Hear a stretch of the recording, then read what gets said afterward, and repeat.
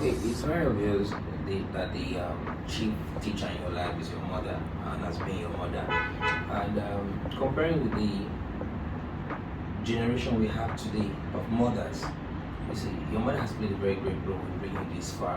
And what do you have to say to mothers who are not doing what your mother did for you to get to where you are, and yet they feel they've done enough?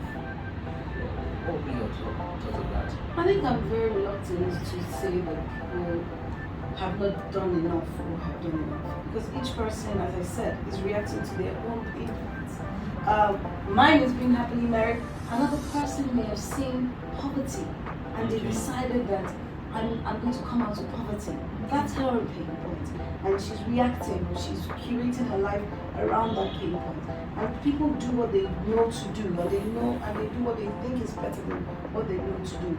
I think enlightening people what's possible as women and the power that we have, and that perhaps you don't have to go in a certain route, or you'll have to unlearn a few things. I've had to unlearn a few things, people coming from a divorced family, so it's not like I got passed down 100% the right values. I had to unlearn independence, for example, and unlearn the fact that I had to do everything alone.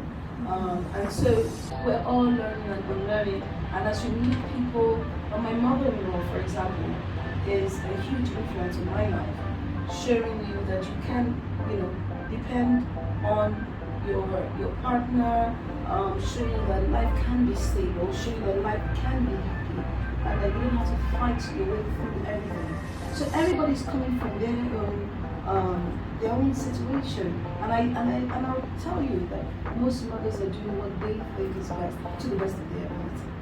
Yeah, I'm asking that because not many mothers have the courage to speak about their pain before their children and educate them well enough in order to better prepare the children for what's coming ahead of them. So that's why. Yeah, I think the African society doesn't encourage an admission of certain things. And It's a taboo. yes, it's a taboo. To even question why your parents would have done this, even if you now know better. I don't know that you're allowed to really challenge those things, because it will be seen as disrespect to the person who birthed you. And so I think mothers, first you need to own that part of your life and say, look, I made those decisions, or I did those things in the time when I thought that was the best I could do for that situation. And then when you know more, or when you know better, hopefully you know better. And then once you own the situation, you no longer feel shame about it. Speaking about some of these things, for me, is that I'm letting go of the shame aspect. 20 years ago, it was a big, huge shame to come from a divorced family.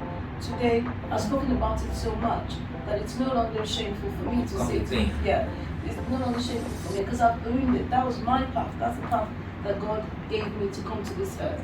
It's now what you do with that path, how you turn that situation around, that is the most important thing. All right.